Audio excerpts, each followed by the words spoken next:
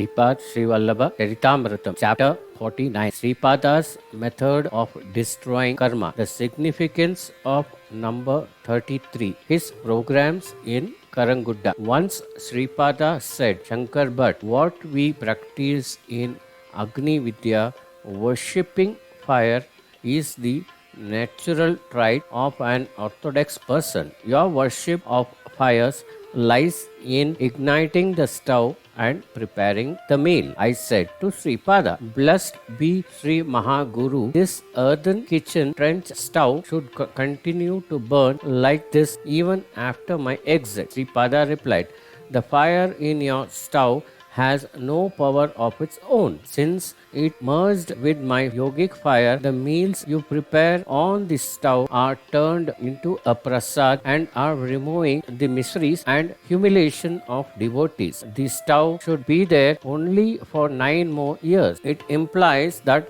I will conceal my body during my 30th year. After that, I will grant a vision in the lustrous form for 3 more years to devoted persons. It will then be 33 years for me. The 33rd year, brings my changes in the life of a yogi.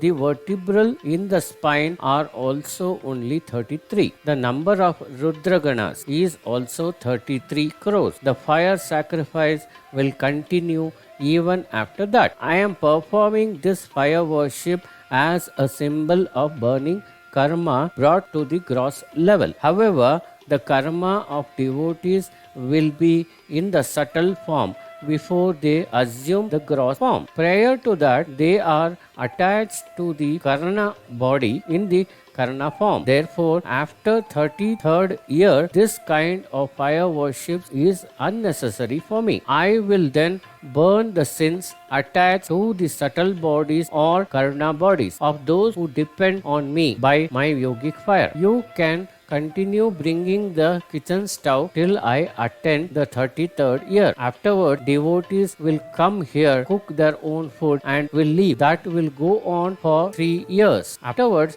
the fire worship in the physical form is not needed. I started Prithvi Yagna. It is happening successfully. I commenced Jala Yagna. It is also going on with a grand success. I now started fire worship as fire yajna. This will also continue without any hindrance. I am the one who is the form of fire in all living creatures. I am the one who sanctifies all things. I am the one who burns all things. I did not hear about sacrificial rituals related to the 5 basic elements till then. I came to the conclusion that it is not appropriate to analyze the sportive procedures of Sripada. One day, a newlywed couple came to visit Sripada. He ordered them to stay in the Darbar hall in Panchadev Pahad. After 2 days, the young man died.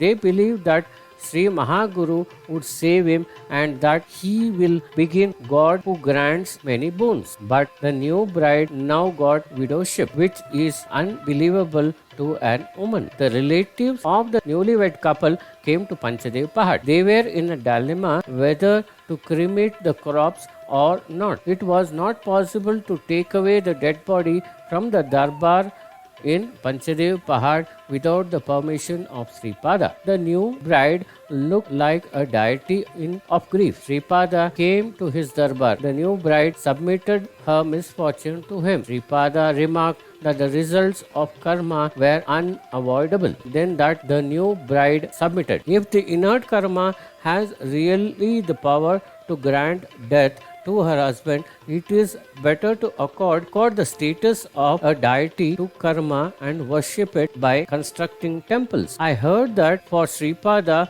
who is a personification of consciousness, who wears robes of fire, who is an embodiment of fire, there is no impossibilities. Kindly grant this unfortunate one Mangalya Bhiksha and gratify. The newlywed bride had immense faith on the mercy and compassion of Sripada, granting life to the dead. Then Sripada said, belief gives result. If you have such a strong faith in me, then your husband surely become alive. I will tell you a way out without transgressing the rule of karma. Sell your Mangal Sutra and with that money purchase firewood that is equal to the weight of your husband. Bring that firewood here. The firewood will be used in the stove for cooking food. With that, your unauspiciousness will be burnt away. The inauspiciousness of losing your Mangalya, the inauspiciousness of your husband's body being burnt,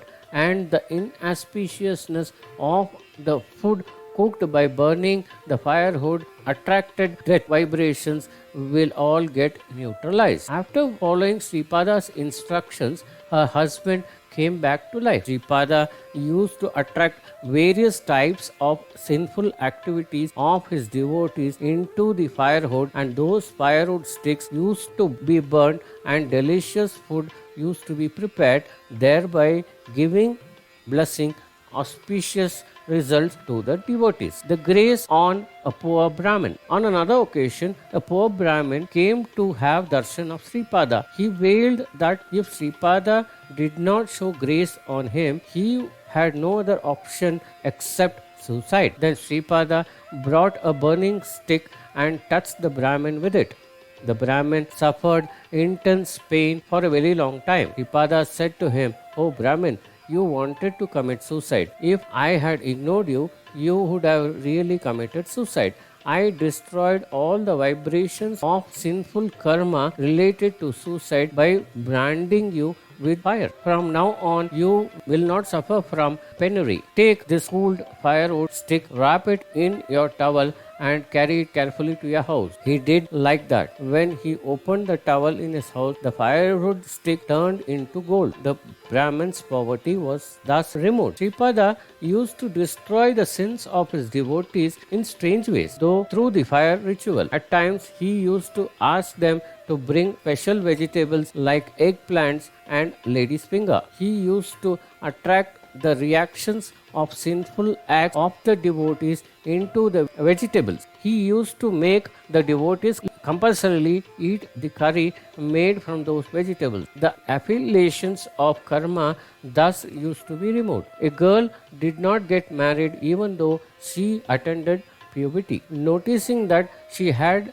adverse effects of mass, she was asked to bring red gram grains. Meal was prepared with those red grams, and he instructed all, including the girl, to eat the meal. While the shackles of karma were removed in this way, she got married to a worthy bridegroom. Some used to be instructed to bring cow's ghee for food preparation in darbar. Sometimes used to be asked to light lamps with cow's ghee. In case of very difficult situations or in case of unwed girls, he used to advise them to conduct the worship of Ambika during the time of Rahu on Fridays. Once a devotee became sick and was bedridden. Sripada instructed that a lamp with castor oil should be lighted and kept in his bedroom. He also condemned that oil should be poured into the lamp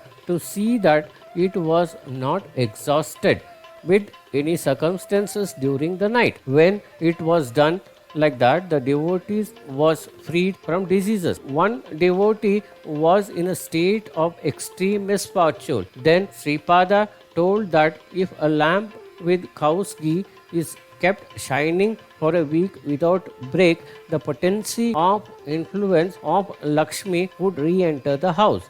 He used to release his dependence from sinful action through many novel methods, such as those mentioned above. It is not possible for a human being to know all these methods. Here we come to end of Sripada Srivallabha Charithamrutham, chapter 49. Om Sai Ram.